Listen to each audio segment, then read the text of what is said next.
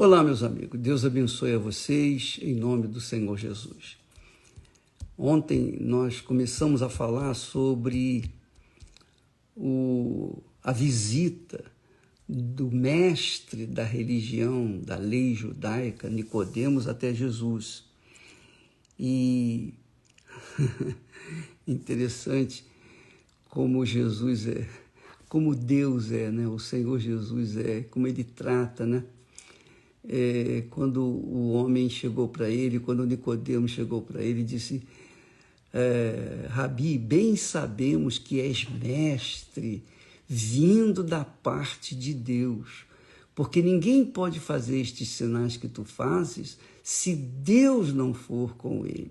Quer dizer, ele veio com elogios, ele veio com agrados, ele veio como o mundo vem. O mundo faz isso, vem com elogios. E justamente a Bíblia fala lá em Provérbios que aquele que elogia o próximo arma-lhe uma cilada. Então, isso aí é líquido e certo. Às vezes as pessoas vêm e falam: ó, bispo, senhor, grande homem de Deus, meu pai na fé e tal e tal. Às vezes a pessoa faz isso com sinceridade e tudo, mas existem aqueles que fazem isso justamente colocando uma casca de banana para que a pessoa se sinta assim importante, relevante, etc. Bem, como isso acontece muito, e com Jesus aconteceu, e Jesus disse assim: olha só, ele foi direto, ele foi na lata, Ele diz assim, ó, na verdade, Jesus respondeu aquele elogio. Ele, em vez de falar, né, ao mundo, aos olhos do mundo, diria: olha, você foi muito obrigado por reconhecer, finalmente alguém me reconheceu. Não, Jesus foi direto na lata e disse: na verdade, quer dizer, Jesus quis dar para ele a palavra de libertação. Jesus quis ajudá-lo. Na verdade, te digo que aquele que não nascer de novo não pode ver o reino de Deus, não pode ver o reino de Deus. Quer dizer, ele recebe um elogio da parte de Nicodemos. E ele, Jesus, diz: olha, se você não nascer de novo, você não pode ver o reino de Deus. Essa é a realidade. E isso tem acontecido muito. Às vezes a gente quer ser sincero, a gente fala a verdade. Quer ser, não. Nós queremos falar a palavra que liberta para as pessoas que vêm até nós e diz: o bispo e tal, eu sou profeta, eu sou bispo, eu sou bispa, eu sou isso, eu sou aquilo, etc. Só que a gente vê que aquela criatura, só por se dizer, só porque se acha, então a gente vê que não é nada. Então Jesus, quando falou com Nicodemos que quem não nascer de novo não pode ver o reino de Deus, Nicodemos respondeu: mas espera aí, como pode um homem nascer sendo velho? Quer dizer, ele estava pensando em si próprio. Pode, porventura, tornar a entrar no ventre de sua mãe e nascer? Quer dizer, uma pergunta que Jesus, ou melhor, uma afirmação que Jesus fez, ele faz uma pergunta aparentemente tola, estúpida, burra. Como é que pode? Nem sendo um recém-nascido pode voltar ao ventre materno, quanto mais um velho. Mas ele era tão, digamos assim, religioso, ele estava tão preso à religiosidade dele, que é o que acontece com as pessoas, que é o coração que faz isso. O coração leva as pessoas a pensar que elas são de Deus, a pensar que elas têm o Espírito Santo, a pensar que elas estão no caminho certo. Esse é o grande engano do coração. O diabo é um aliado do coração.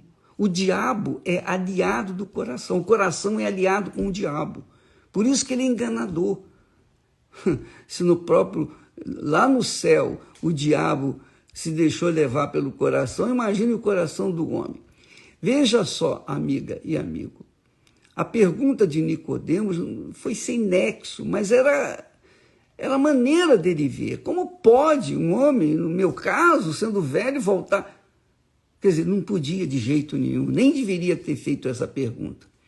Mas Jesus novamente diz, na verdade, ele fala duas vezes na verdade. Ele não falou, na verdade te digo, não. Ele falou, na verdade te digo. Quer dizer, Jesus estava enfatizando, fortalecendo aquela ideia.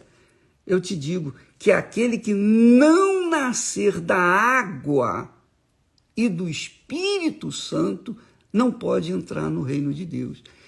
Por que ele falou nascer da água? O nascer da água, você pode entender de duas formas. É a água da palavra de Deus que remove os pensamentos tolos, fúteis, inúteis, que a gente carrega, traz desde o nascimento, ou então o batismo nas águas por imersão. Das duas, todas as duas estão corretas, você pode entender das duas formas.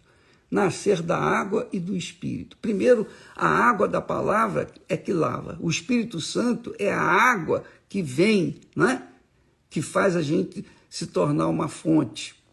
Mas a água que se refere, no caso, à palavra de Deus, ela remove os pensamentos fúteis e vãos para colocar os pensamentos de Deus. Tem que pensar como Deus para você nascer de Deus. Você tem que pensar de acordo com Deus. Se você não pensar de acordo com Deus, se você pensar de acordo com a sua religião, com a sua igreja, com a sua denominação, com o seu pastor, você está perdido. Você tem que pensar como Deus pensa. Você tem que pautar a sua vida, seu pensamento de acordo com a palavra de Deus, não é com a minha palavra. Eu sou pastor, eu sou um servo de Deus, mas eu também erro, eu também sou ser humano, eu também estou sujeito a falhar. Então você não pode pautar a sua vida, por exemplo, nas minhas ideias. Você tem que pautar a sua vida, a sua fé, que é a sua alma. A sua vida depende da sua fé, a sua alma depende da sua fé. Então você tem que pautá-la na palavra de Deus, não na palavra do homem. E muita gente, por causa das doutrinas, e por causa de ideias, e por causa do sistema religioso, acaba perdendo a salvação, acaba indo para o inferno e não tem mais jeito depois. Jesus disse, na verdade te digo, quem não nascer da água.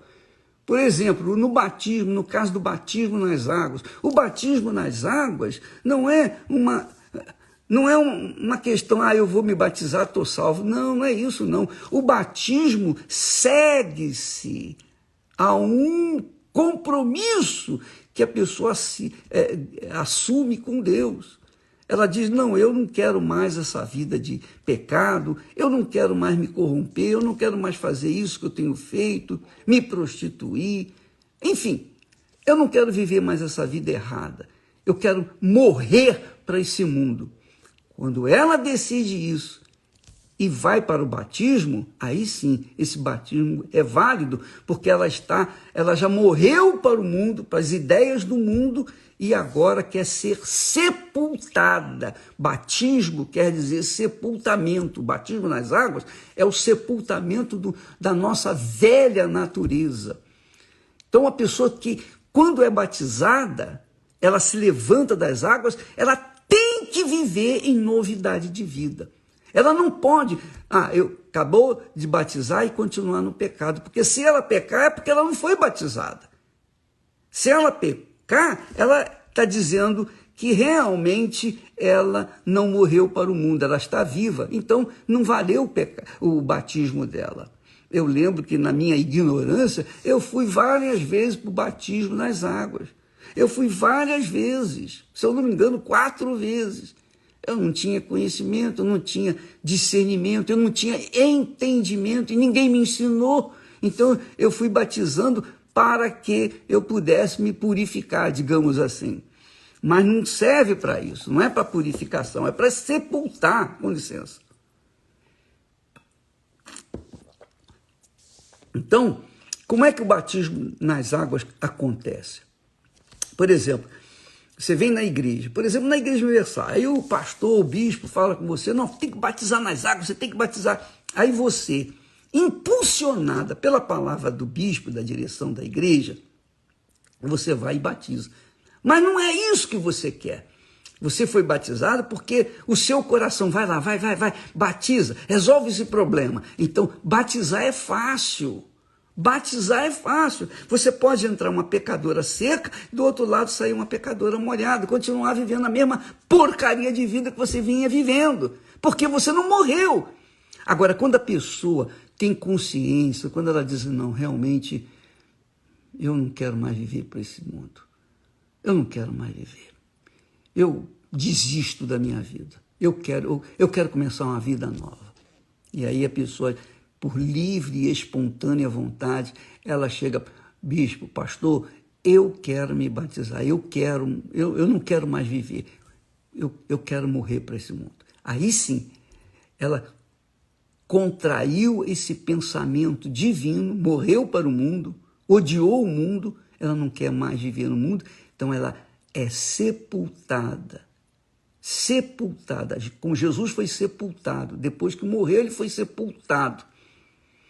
Você também, cada um de nós, para demonstrar o desejo de viver para a fé no Senhor Jesus, a gente tem que morrer para o mundo.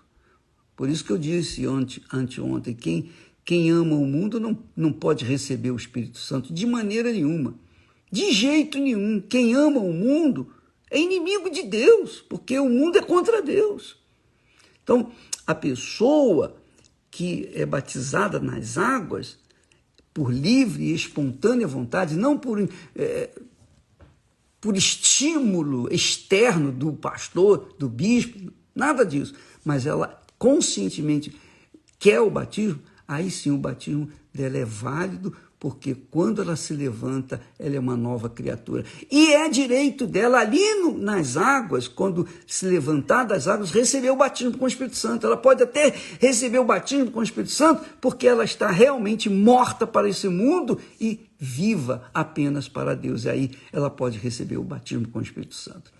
Então, amiga e meu amigo, se você não nascer da água e do Espírito Santo, você não pode entrar no reino de Deus. Você está fora do reino de Deus. Pense nisso.